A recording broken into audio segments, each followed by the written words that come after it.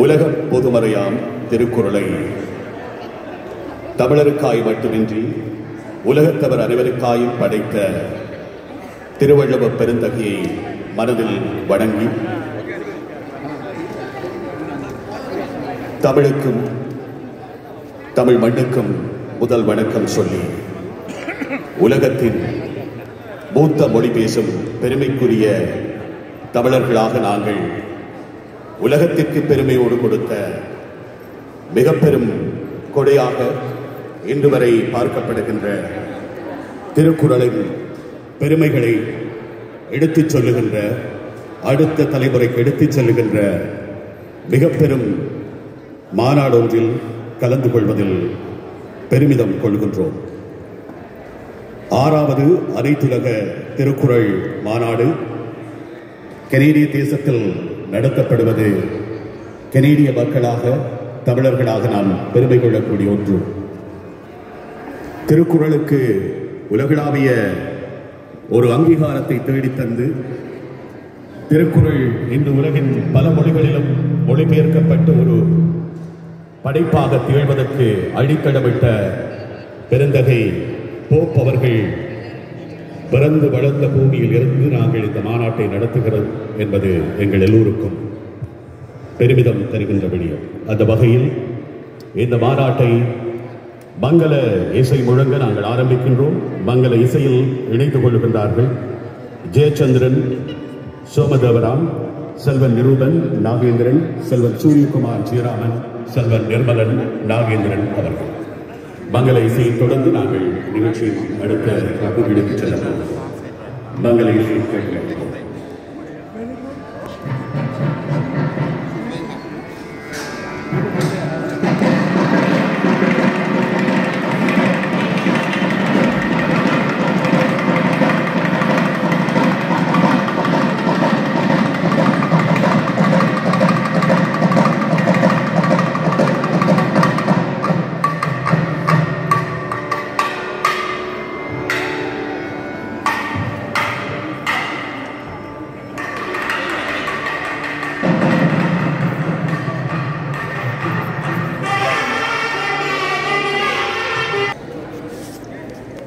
அழகான அந்த மங்கள வாத்திய இசையோடு நாம் 6வது அனைத்துலக திருக்குறள் மாநாட்டை ஆரம்பிக்கப் போகின்றோம். தமிழ் பண்பாட்டில் வழி நிற்கின்ற நாம் எங்கள் எல்லோருடைய வாழ்க்கையிலும் இன்ப ஒளி சூட வேண்டும் என்றும் இருள் அகல வேண்டும் என்றும் வேண்டி மங்கள விளக்கேற்றி இந்த மாநாட்டை ஆரம்பித்து வைக்க இருக்கின்றோம். மங்கள விளக்கேற்றி இந்த நிகழ்வை ஆரம்பிப்பதற்காக முனைவர் கௌசல்யா சுப்பிரமணியம் அவர்களை அன்போடு அழைக்கின்றோம். அவர்களோடு திருமதி இந்திரா சாமுவேல் அவர்கள், மருத்துவர் திருமதி அருணா லம்போதரன் அவர்கள், திருமதி பிரேமா இளங்கோ அவர்கள், திருமதி லிசா லீமன் அவர்கள், டொரண்டோ பல்கலைக்கழகத்தின் சார்பில் would like to invite Ms. Lisa Lehman, பிக்ரிக் குரூப்பின் தொகுதியின் பாராளுமன்ற உறுப்பினர் கிரிகா நாதன் அவர்கள், யோகா ரத்னநாதன் அவர்கள், ஸ்ரீமதி நிரோகினி ராஜசூர் அவர்கள், திரு அகில் சாம்பசிவம் அவர்கள், மருத்துவர் போல் ஜோசப் அவர்கள், திருமதி ரவீனா ராஜசூர் அவர்கள், திருமதி ராதிகா வெங்கடேஸ்வரன் அவர்கள், முனைவர் ரகுராமன் அவர்கள், முனைவர் மெய் சித்ரா அவர்கள், இவர்கள் அனைவரையும் மங்கள விளக்கேற்றி இந்த நிகழ்வை அன்போடு ஆரம்பித்து வைக்குமாறு கேட்டுக்கொள்கிறோம். திருமதி பார்வதி கந்தசாமி அம்மா அவர்களையும் அன்போடு அழைக்கிறோம் மங்கள விளக்கேற்ற.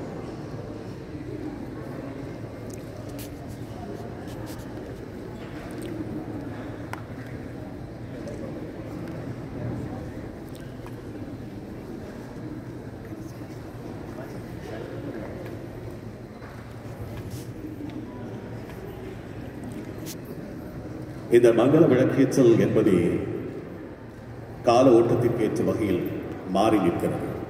முன்பெல்லாம் நாங்கள் திரியில் எண்ணெய் ஊற்றி அதில் இன்னும் ஒரு தீபம் கொண்டு விளக்கேற்றினோம். இப்போது ஆளியை அழுத்தி ஒளியேற்றுகிறோம். உலகம் மாற்றமடைந்து கொண்டிருக்கிறது. அதுபோல நாங்களும் மாற வேண்டும். உலக பொதுமறையாக நாம் கொண்டாடுகின்ற இந்த திருக்குறள் எங்களை விட மாற்றின சமூகங்களால் அதிகமாக பேசப்படுகிறது. அதில் இருக்கின்ற பொருள் விளக்கங்கள் ஆராயப்படுகிறது. அதை எப்படி எங்கள் வாழ்வியலோடு பொருத்திக் கொள்ளலாம் என அவர்கள் நடவடிக்கைகளை எடுக்கிறார்கள். நாம் எங்கள் அடுத்த தலைமுறைக்கு இதை கொண்டு சேர்க்க வேண்டியவர்களாக இருக்கிறோம். புதிய தொழில்நுட்ப வளர்ச்சிகளோடு சேர்த்து இன்றைய உலக நடத்தைகளை புரிந்து கொண்டு திருக்குறளை அடுத்த தலைமுறைக்கு கொண்டு சேர்க்க வேண்டியது மிக முக்கியமானது. காலத்தின் தேவையாகவும் அது அமைந்திருக்கிறது. அந்த நோக்கங்களை கொண்டுதான் இது போன்ற மாநாடுகள் தொடர்ச்சியாக நடத்தப்பட்டுக் கொண்டிருக்கின்றன, நடத்தப்பட இருக்கின்றன. எங்கள் அடுத்த தலைமுறைக்கு இதை கொண்டு சேர்க்கின்ற பாரிய பொறுப்பு இந்த தலைமுறையிடம் இருக்கிறது. அந்த வகையில் இத்தனை சிரமங்களின் மத்தியிலும் இப்படியான ஒரு மாநாட்டை டொரண்டோ மாநகரில் மிக முக்கியமாக கனடாவின் முதல்நிலை பல்கலைக்கழகத்தின் மண்டபம் ஒன்றில் நடத்துகின்ற இந்த ஏற்பாட்டாளர்கள் அனைவருக்கும் தமிழ் சமூகம் என்றென்றும் நன்றியோடு நினைவில் கொள்ளும். ஒரு நிகழ்வை நடக்கிறது எவ்வளவு சிரமமானது, அதுவும் இந்த வாழ்க்கை சூழலும் இந்த நெருக்கடிகள் என்பது எல்லோருக்கும் தெரியும். அது 3 நாள் மாநாடாக அனைத்துலகில் இருந்தும் வரக்கூடிய அறிஞர்களோடு இந்த மாநாடு நடத்தப்படுகிறது என்பது ஒரு இலகுவான விடயம் அல்ல. இந்த மாநாட்டின் பயனை எதிர்கால சந்ததியும் கனடாவிலும் உலகெங்கிலும் பறந்து வாழும் தமிழ் சமூகமும் நிச்சயம் புரிந்து கொள்ளும். இது இன்னும் இன்னும் வளர வேண்டும், வளரை சென்றடைய வேண்டும் என வாழ்த்து மங்கள விளக்கேற்றி இந்த நிகழ்வை ஆரம்பித்த அத்தனை அன்புடங்களுக்கும் நன்றியை பாராட்டி, தொடர்ந்து நாம் நின்று கொண்டிருக்கின்ற இந்த மண்ணின் சொந்தக்காரர்களுக்கும் இந்த மண்ணையும் நாம் வாழ்வதற்கான வாய்ப்பையும் வழங்கி அவர்களுக்கு நன்றி சொல்லி, இந்த கனேடிய தேசத்திற்கு நன்றி சொல்லும் வகையில் தேசிய கீதத்தை இசைத்து அதைத் தொடர்ந்து எங்கள் தமிழ் தாயை வணங்கி வாழ்த்து இசைக்க செல்வி கிருஷ்ணி நாதன் அவர்களை அன்போடு அழைக்கிறேன்.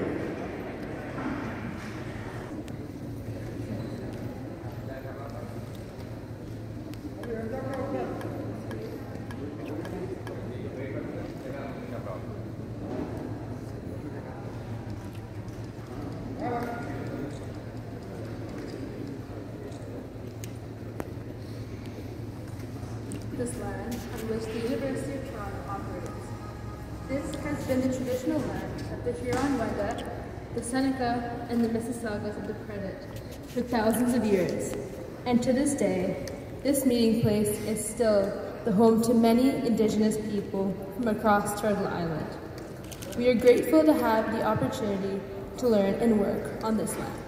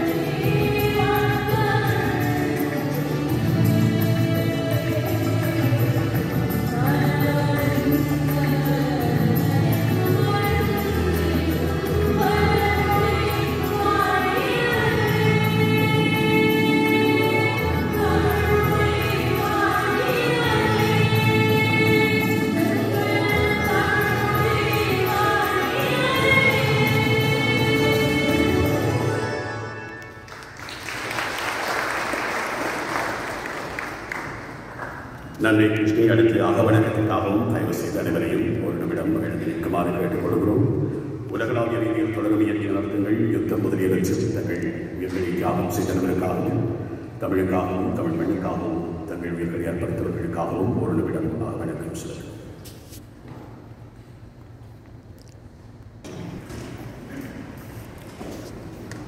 உலக பொதுமறையாக நாம் கொண்டாடி கொண்டிருக்கின்ற திருக்குறளை உலகம் பொதுமறையாக ஏற்றுக்கொள்கிறதா? அது ஏற்றுக்கொள்வதற்கு நாம் என்ன செய்ய வேண்டும்? தமிழர்களாக நாங்கள் பெருமையை கொள்ளக்கூடிய மிகப்பெரிய ஒரு சொத்தாக திருக்குறள் இருக்கிறது. 2000 ஆண்டுகளுக்கு முன்பு வடிவத்திறந்தனை எழுதிவிட்டு சென்ற இந்த குறட்பாக்கள் இன்று எமது வாழ்வியலுக்கு நாணயங்கள் எதிர்கால சந்ததிக்குமான பாடங்களை கொண்டிருக்கிறது. நாங்கள் இதை எவ்வளவு தூரம் குடிந்து வைத்திருக்கிறோம், எங்கள் அடுத்த தலைமுறைக்கு இதன் கூறுகளை எப்படி கடத்தி சென்றிருக்கிறோம் என்ற கேள்விகளின் மத்தியில் தான் இதுபோன்ற மாநாடுகள் முக்கியம் பெறுகின்றன. மாநாடுகளில் பேசுகின்ற பகிர்கின்ற விடயங்களோடு இதை கடந்து செல்லாமல் செயல் என்கின்ற ஒன்றின் மூலமாக திருக்குறள் பேசுகின்ற விடயங்களை அடுத்த தலைமுறைக்கு எடுத்துச் சென்றால் எங்கள் அடுத்த தலைமுறையை நாம் ஆரோக்கியமான ஒரு சமூகமாக கட்டமைக்க முடியும். இன்று எங்கள் மத்தியில் தோன்றி நிற்கின்ற பல்வேறு சவால்களுக்கும் தீர்வுகளை தந்து நிற்கும் இந்த திருக்குறள் மாநாட்டை நடத்துவதில் எவ்வளவோ சவால்கள் இருந்தது. டொரண்டோ தமிழ்ச்சங்கம், ஆசிரியர் நிறுவனம் ஆகியவற்றோடு இணைந்து இந்த திருக்குறள் மாநாடு இங்கே அரங்கேறுகிறது. இதற்கான தோழமையை ஈகை அறக்கட்டளை வழங்க அனுசரணையாக டொரண்டோ பல்கலைக்கழகம் இணைந்திருக்கிறது. மிகப்பெரிய மாநாடு, மிகப்பெரிய அடையாளத்தை தேடி நிற்கிறது. 3 நாட்கள் நாம் இந்த மாநாட்டை நடத்தி முடித்து கடந்து செல்ல போகிறோம். அந்த 3 நாள் மாநாட்டிற்காக இரவு பகலாக பல மாதங்களாக உழைப்பை சிந்தி வியர்வை சிந்தி தன் நேரத்தை அர்ப்பணித்து இப்படியான ஒன்றை நடத்த வேண்டும் என்ற தன் இளவயது கனவை டொரண்டோ மண்ணில் நனவாக்கி வருவதைத்தான் அடுத்து நாம் மேடையில் அறிமுகம் செய்ய போகிறோம். அவருடைய பெயர் எல்லோருக்கும் பரிச்சயமானது. அவர் ஒரு விடயத்தை எடுத்தால் அதை செய்து முடிப்பார் என்கின்ற நம்பிக்கை எங்கள் எல்லோருக்கும் இருக்கிறது. அப்படியான நம்பிக்கையின் அடுத்த பாய்ச்சல் தான் இந்த திருக்குறள் மாநாடு. இது அவருக்கு முதலல்ல, முடிவும் அல்ல. ஏற்கனவே மிக முக்கியமான பல்கலைக்கழகத்தின் தமிழிற்கைக்காக உழைத்தவர். அதை டொரண்டோ பல்கலைக்கழகத்திலும் கொண்டு வந்து சேர்த்து கனடாவில் வாழும் தமிழர்களுக்கு பெருமையாக தமிழிற்கையை டொரண்டோ பல்கலைக்கழகத்தில் நிறுவுவதற்கு மிக பெரும் பங்காற்றியவர். இப்போது 6வது உலக தமிழ் திருக்குறள் மாநாட்டை டொரண்டோ மண்ணில் கொண்டு வந்து சேர்த்த பெருமையும் அவருக்கு இருக்கிறார். தன் முயற்சியில் சற்றும் மனம் தளராத ஒருவராய் எப்போதும் இலக்கு நோக்கி தெளிவான பார்வையோடு உழைப்பை மட்டும் நம்பி உயர்ந்து கொண்டிருக்கக்கூடிய ஒரு நம்பிக்கையாளர் திரு சிவன் இளங்கோ அவர்களை இந்த மாநாட்டின் ஆரம்ப உரையாற்ற அழைக்கப் போகிறோம். அவர்கள் ஒரு பரிமாற விருதுகளை முன்வைக்க கடமைப்பட்டிருக்கிறேன். இங்கே தமிழ் சமூக மையத்தின் 2 முன்னாள் பணிப்பாளர்கள் இருக்கிறார்கள், எதிர்கால பணிப்பாளர்கள் இருக்கிறார்கள். அடுத்து திருக்குறள் மாநாடு ஒன்று கெனடிய மண்ணில் நடைபெறமாக இருந்தால் அது தமிழர்களுக்கு சொந்தமாக இருக்கக்கூடிய, தமிழர்களின் அடையாளமாக விளங்கக்கூடிய தமிழ் சமூக மைய மண்டபத்தில் நடைபெற வேண்டும் என்ற பேரார்வம் எங்களுக்கு இருக்கிறது. அந்த ஆர்வத்தை நடைமுறைப்படுத்தி காட்டக்கூடிய வல்லமை மிக்க ஒருவராக திரு சிவன் இளங்கோ அவர்களும் இருக்கிறார். அவருடைய பங்கும் அதில் இணைய வேண்டும். அடுத்த திருக்குறள் மாநாட்டை அவர் தலைமையில் தமிழ் சமூக மைய மண்டபத்தில் நாம் நடத்த வேண்டும் என்ற பெருவிருப்போடு அவரை விடை கிடைக்கிறது.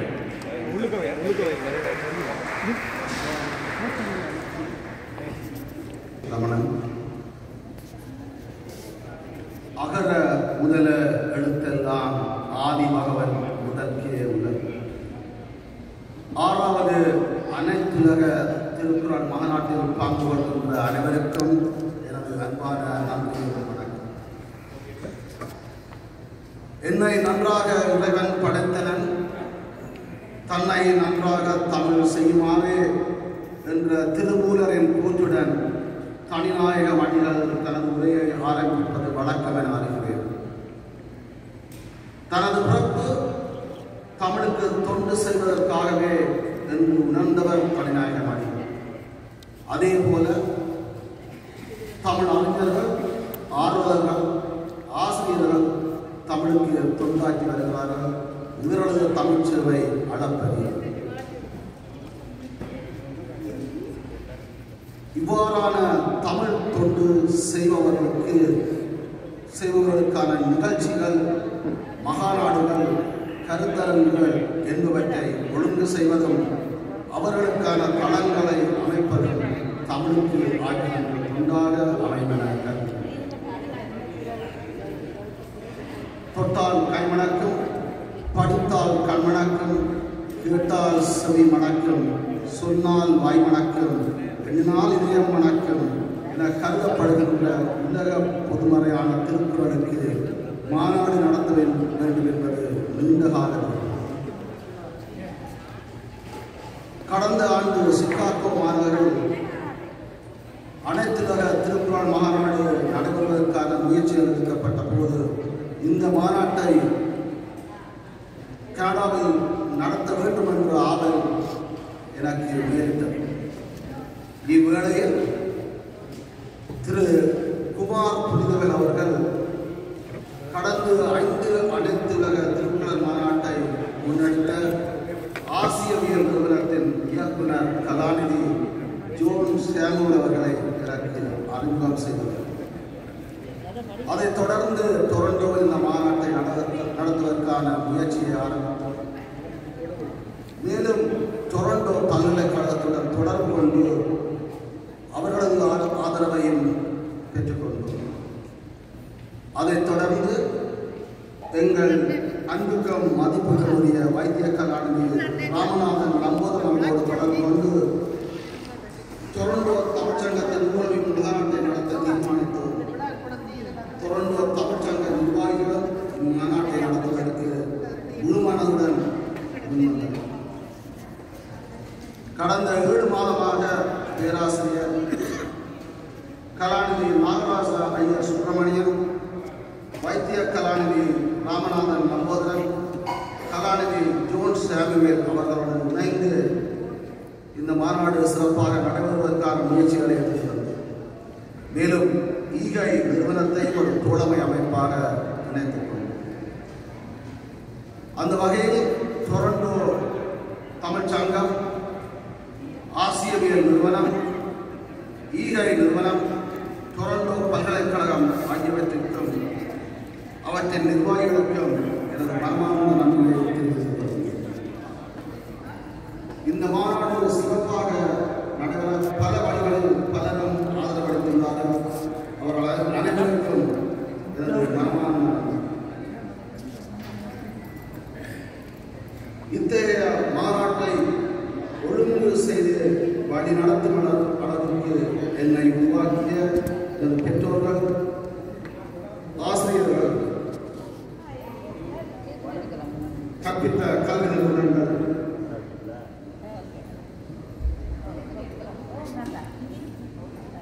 மற்றும் எண்ணற்ற வழிகாட்டிகள் ஆகிய அனைவரது நினைவுகளுடன் இந்த 6வது திருக்குறள் மாநாடு சிறப்பாக நடைபெற இல்லாமல் விரும்பி இந்த மாநாட்டை அறிமுகம் செய்வதை மிகவும் மகிழ்ச்சிப்படுகிறேன்.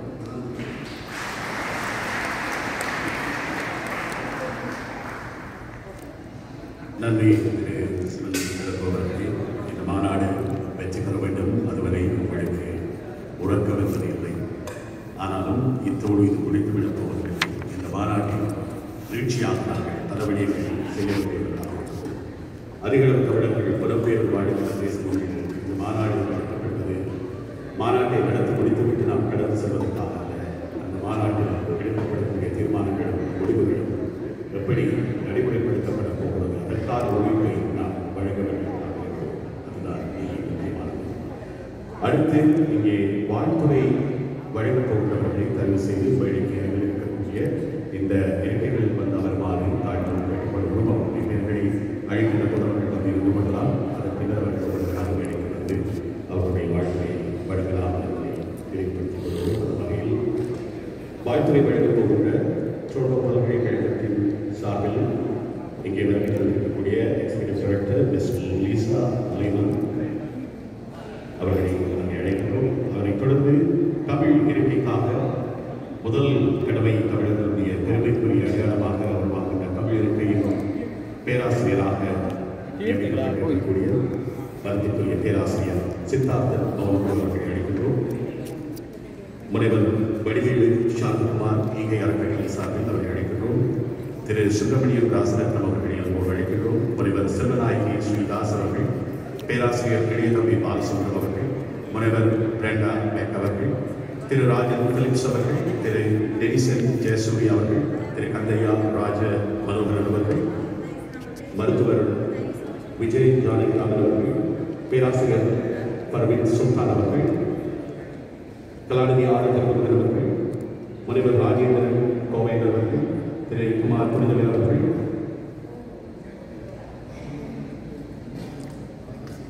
பேராசிரியர் சேரன் அவர்கள், முனைவர் சொக்கலிங்கம் திருவள்ளுவர் அவர்கள், பேராசிரியர் சந்திரகாந்தன் அவர்கள் அனைவரையும் மேடையில் இருக்கக்கூடிய அன்புடுமாறு கேட்டுக்கொள்வோம். அடுத்ததாக நாங்கள் இந்த மாநாட்டின் வரவேற்புரை வழங்குவதற்காக மருத்துவர் ராமநாதன் லம்போதன் அவர்களை நாங்கள் அழைக்கப் போகிறோம்.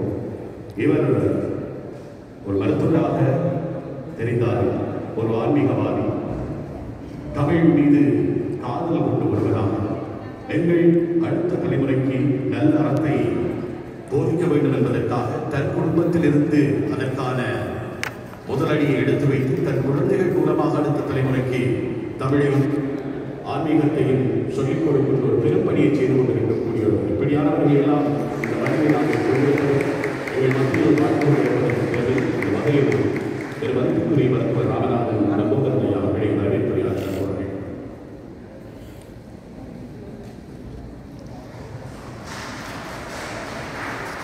நன்றி ரமணன். தமிழின் பெயரால் இணைந்திருக்கின்ற அனைத்து பெருமக்களுக்கும் எனது அன்பு வணக்கம். ஒப்பத்தலை கூடி உள்ளப்பிரிதல் அனைத்தே உணவர் தொழில்கின்ற கல்வி. அதுபோல நாங்கள் இங்கே மிக உன்னதமான ஒரு நிகழ்விலே 6வது அனைத்துலக திருக்குறள் மாநாட்டை புலம்பெயர் தமிழர்கள் பெரும்பான்மையாக சிறப்புடன் வாழுகின்ற டொரண்டோ நகரிலே உலகின் உன்னத பல்கலைக்கழகங்களில் ஒன்றான டொரண்டோ பல்கலைக்கழகத்தின் ஆதரவுடன் இங்கே நிகழ்த்துவதற்கு எமக்கு உந்துசலாக இருந்து இதை இங்கே நடத்துவதற்கு வந்திருக்கின்ற ஆசிரியல் நிறுவனம், சென்னை உள்ள ஆசிரியல் நிறுவனம், அதன் தாவகர் இயக்குனர் முனைவர் ஜோன் சாமுவேல் தம்பதியினரையும் மற்றும் இந்த நிகழ்வை இங்கு நடத்தும்படி எம்மை அணுகி எம்மை தூண்டி எமக்கு இயங்கு சக்தியாக விளங்குகின்ற சிவன் வழங்குபவர்களையும் இந்நிகழ்வுக்கு அடிப்படை தூண்டுகோலாக அமைந்து அறிமுகத்தை ஏற்படுத்தி தந்த குமார் புனிதவேலர்களையும் எம்மோடு தோழமையாக நின்று இயங்குகின்ற ஈகை தொண்டு நிறுவனம், அதன் தாவகர் வைத்திய கலாநிதி வடிவேலு சாந்தகுமார் அவர்களையும் இங்கே வருக வருக என்று வரவேற்கின்றேன்.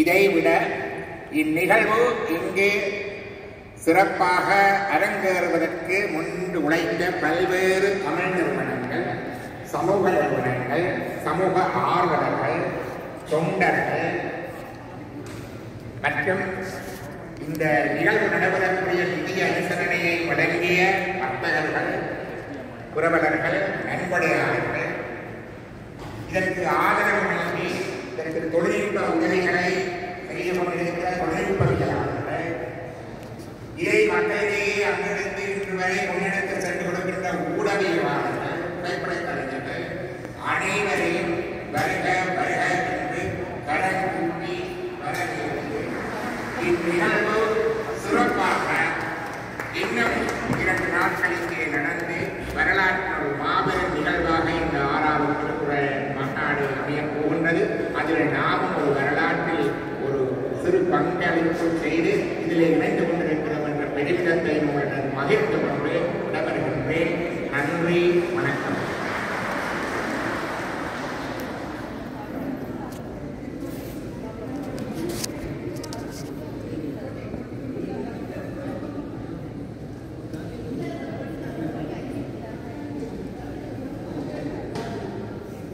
மிக முக்கியமாக 10 பிரிவுகளை வாய்ப்புரை வழங்குவதற்கு அதற்கிடையில் ஒரு வேட்டி இருக்க ஒரு இப்படியான நிகழ்வுகளில் தான் அடையாளங்களை நாங்கள் வெளிப்படுத்தக்கூடியதாக இருக்கிறோம். 1330 குரல்களில் உலகத்தை அடக்கிய வடுபொருளின் தொகையை இந்த பொழுதில் நாம் மனதில் நினைத்துக் கொள்வோம். உலகம் எப்படியெல்லாம் மாறும் என்பதை 2000 ஆண்டுகளுக்கு முன்பு கணித்திருக்கிறார். இன்னும் எப்படியெல்லாம் வரப்போகிறது என்பதையும் அப்போதே சொல்லி வைத்திருக்கிறார். எப்படியெல்லாம் நடந்தால் நீங்கள் எப்படியெல்லாம் வாழ வேண்டும் மாற வேண்டும் என்று செயற்கை நுண்ணறிவு யுகத்திலும் நாம் திருவள்ளுவரை கொண்டாடுவோம் என்றால் அதை தாண்டி வரக்கூடிய செயற்கை நுண்ணறிவின் அடுத்த பாய்ச்சலிலும் நாம் வள்ளுவனை போற்றி வணங்க வேண்டும். ஏனென்றால் என்னதான் தொழில்நுட்பங்கள் வளர்ந்தாலும் மனிதமும் அறமும் தொலைத்து போகாமல் இருந்தால்தான் இந்த உலகம் வாழும். இல்லாவிட்டால் உலகம் எந்திரங்களால் வாழப்படும் அபாயம். அந்த வகையில் இந்த திருக்குறளுக்கு உலகளாவிய ரீதியில் ஒரு அங்கீகாரத்தை பெற்றுத் தருவதற்காக யுனெஸ்கோ போன்ற சர்வதேச நிறுவனங்களின் வழி உலக பொதுமறையாக திருக்குறளை உயர்த்தி வைப்பதற்காக தொடர்ந்து உழைத்துக் கொண்டிருக்கக்கூடிய ஆசிரியல் நிறுவனத்தின் செய்தியோடு முனைவர் ஜி. ஜார்ஜ் சாமுவேல் அவர்களை அன்போடு உரையாற்றுகிறார்.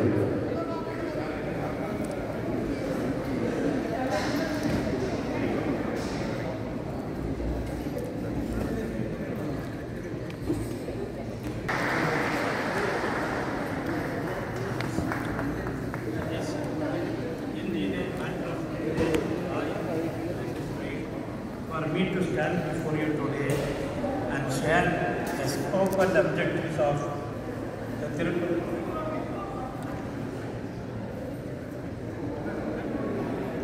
conferences that we have already organized with greater success in Mauritius, Nagarkoil, Liverpool in England, the UNESCO Auditorium in New Delhi, Sydney in Australia, and Chicago in USA. My revered friend Dr. Arumugham Parasuraman, who first conceived this noble idea along with me and organized the initial national conferences in Mauritius in 2016, together with me, with the Institute of Asian Studies, gave a collective endeavor a beautiful name, Quran Mission. This phrase captures not only its literal meaning, but also the profound spirit behind our movement, that is, to uphold and promote the timeless value of the Tamil cultural heritage, whose most vibrant symbol is none other than Tirupura. The guiding vision of this movement was first articulated in our National Conference on Tirupur in Mauritius in 2016. My keynote speech on that occasion, Tirupur, the universal scripture, laid down the manifesto of the Tirupur mission, which continues to shape our journey. From that point, our mission at Nagarkoil in Kanyakumari, the southernmost tip of the Indian peninsula, and traditionally regarded as the birthplace of Tiruvallur. With the participation from representatives all over 20 countries and nearly 120 research papers, that the conference laid the foundation for declaring Tirupur as an ethical corpus of universal appeal, backed by authentic data and objective scholarship. Against the powerful backdrop of the confluence of 3 seas and the majestic statue of Tiruvallur, we were able to generate substantial research material affirming the universal resonance of Quran. Building on this, he turned to explore how the ethical roots of Tirupur migrated into the wider world firmly believe that the spread was facilitated by the Tamil traders, Buddhist monks, and the overseas conquest of the Cholas, particularly in South and Southeast Asia. However, up to the 16th century, tangible data and Tirupural's external influence remained unlimited. From the 16th century onwards, Europe became a fertile ground for internationalizing Tirukural studies, especially the study of Tirukural. After surviving for nearly 1,800 years in fragile palm leaf manuscripts, which had to be recopied several times due to their short lifespan, the Quran was transformed into paper for the first time in 1812. Yet, long before that, it had reached European scholars, Portuguese missionaries in the 16th century, Siegenberg in 1712, and Father Besky in 1730, who translated it into Latin. Later, Arian's French version, Kindersley's English translation, and the monumental work of G.U. Pope brought Tirukural into the world's intellectual spotlight. It has since been translated into nearly every major European languages, as well as Russian, Polish, Middle Eastern, Asian, and almost all Indian languages, making it one of the most widely translated texts in the world. In recognition of Europe's immense contribution in internationalizing Tirukural, we organized our second international conference in Liverpool, England. With participants from many countries, this conference examined the spread and impact of Tirukural across diverse cultures and literatures. The next stage of our mission turned to the contemporary world. We asked, what relevance does a 2,000-year-old Tamil classic hold in today's age of science, technology, and global unrest? The answer is clear. Tirukural's timeless call for peace, harmony, justice, and universal love is more urgent now than ever before. Amidst wars, political strife, and social conflicts, the Quran stands as a beacon peacemaking literature. Its rejection of social inequality, its emphasis on compassion, and its vision of a peaceful society echo not only ancient Tamil wisdom but also universal human aspiration. As Christ proclaimed, blessed are the peacemakers, for they shall be called children of God. The Tirukural resonates with every spirit, placing peace and harmony at the core of human life. This theme inspired two subsequent conferences, one in Sydney in 2019 and another at the UNESCO Auditorium in New Delhi.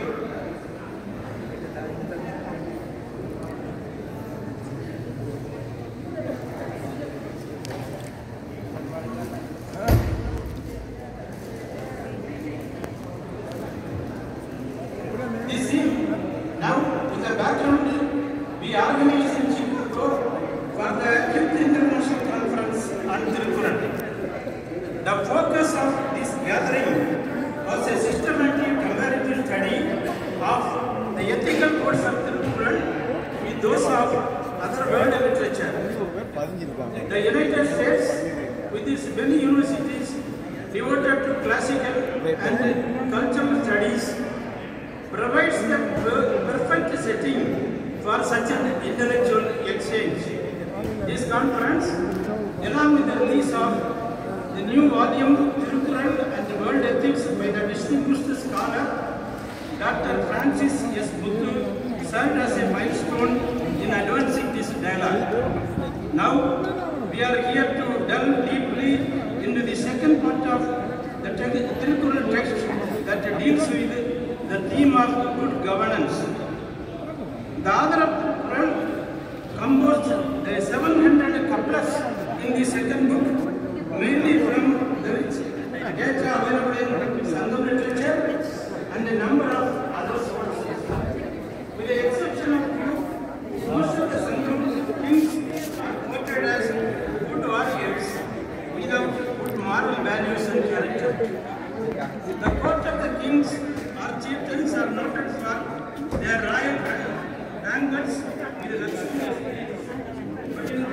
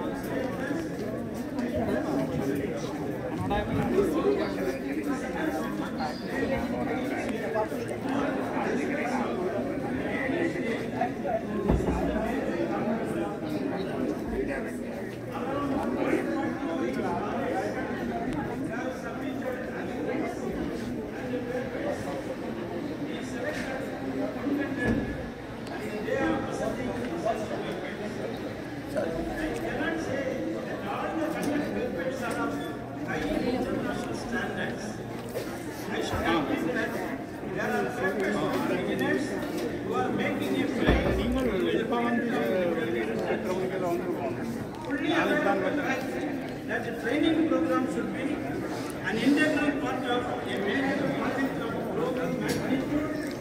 We have decided to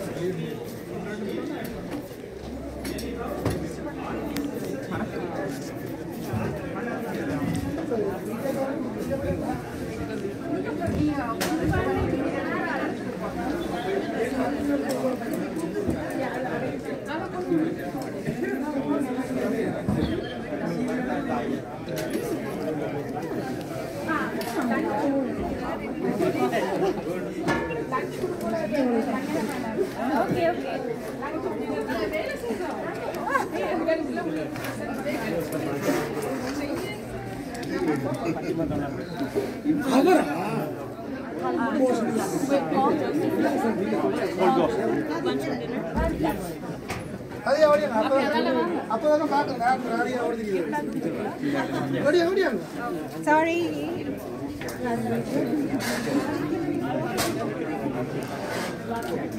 Smile, guys. Thank you.